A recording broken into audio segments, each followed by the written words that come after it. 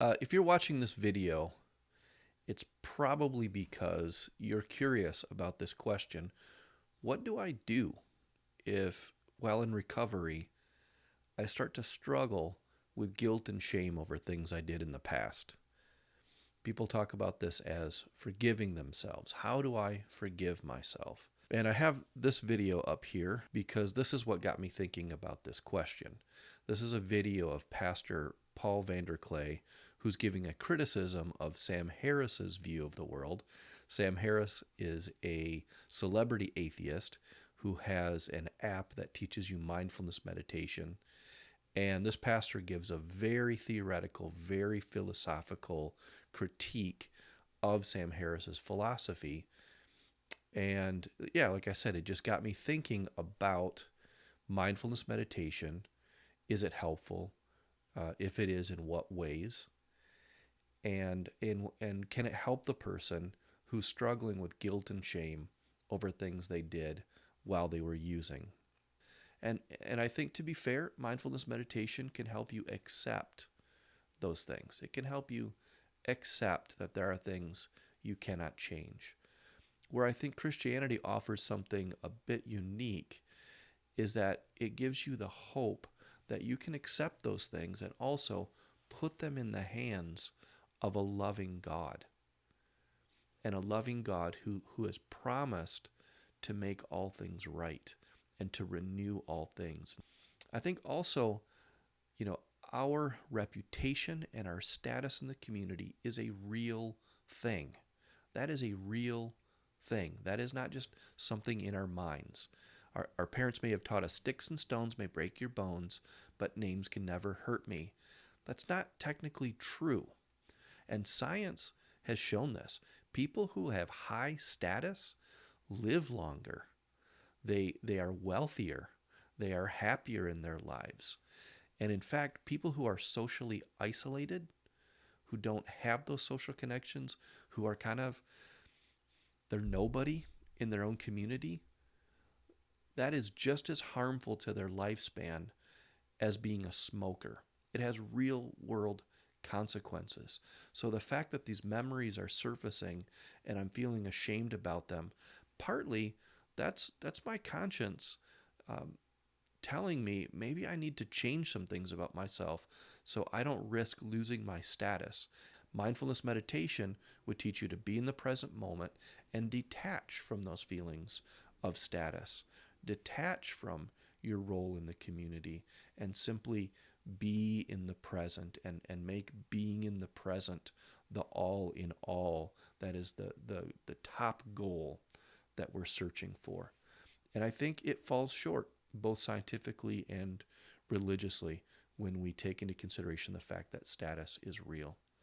And I want to say one last thing about that status being real. The other thing that Christianity has to offer is it offers us Jesus, who came into our reality, and he suffered humiliation and shame as well. There's a great scene in the movie. What was that movie called? The one about the Poet Club or something like that. It had Robin Williams in it, where the Robin Williams character is this great professor. He inspires his students, but he kind of gets under the skin of the more traditional professors at this boys' school that find him to be a bit dangerous in his thoughts and so on. And so they end up firing him. And as he's leaving, he's got his box of goods in his hand and he's leaving.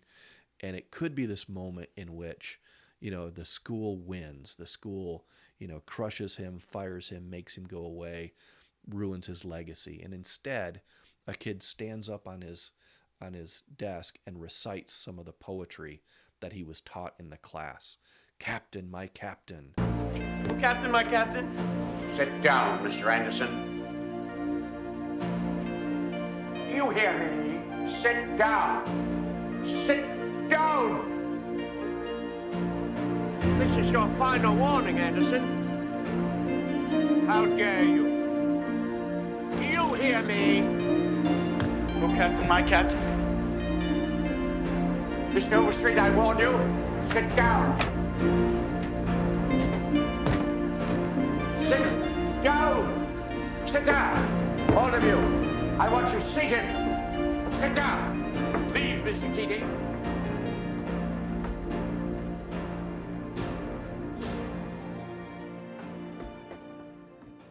That did not happen for Jesus. Jesus faced that moment on the cross. He was a teacher, just like Robin Williams was. That's what rabbi means. It means teacher. And his ideas were considered so radical and dangerous that they wanted to not just fire him, they wanted to kill him. And they made it happen. And his students, the disciples, did not stand up and say, "Captain, my captain." They sold him out, and they abandoned him, and they completely denied knowing him. And it hurt. It hurt him. The Bible calls Jesus a man of sorrows for a reason. And so when we have these memories that come up and we're ashamed of what we've done, and we realize that our social position has been impacted by our drinking and our drug use, and we're ashamed of that, we can also be comforted knowing that Jesus knows what that feels like. He doesn't dismiss it and tell you it's an illusion. Just simply don't feel it. Notice the present moment only. He goes, "No, man, that's real. And I felt it. I felt it in ways you cannot even believe on the cross. And I know that it's real. And I came into this world to redeem you from those things that you feel ashamed of and that you don't know what to do with and you don't have any possibility of fixing. I came down to earth. I died on a cross, and I am going to make all things new." And when he rose from the grave on the third day, and all of these people suddenly sprang back into life and were like, "Yeah, holy cow, he rose from the dead," and it became this movement that went across the nations and has impacted people to this day.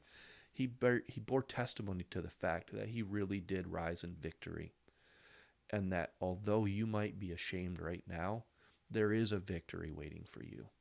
If you're ashamed, if you're hanging your head because of what you did as a person who was drinking and using drugs, Jesus gets it. Jesus gets it, and he already won the victory for you. You can live in that hope now, even though it won't be fully expressed until we get into heaven, where every tear will be wiped away, and there will be no more sadness and no more death.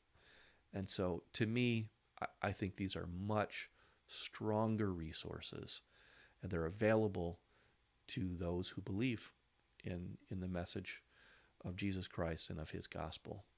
So I don't mean any offense to anyone who's stopped at the mindfulness meditation level, and I don't want to diminish in any way the hope and the relief that you've received from that. I simply want to put out there something that I have experienced and that millions of other people have experienced as well, and just ask you to look into it more. Find out for yourself. Is mindfulness meditation the peak of what we're offered as human beings?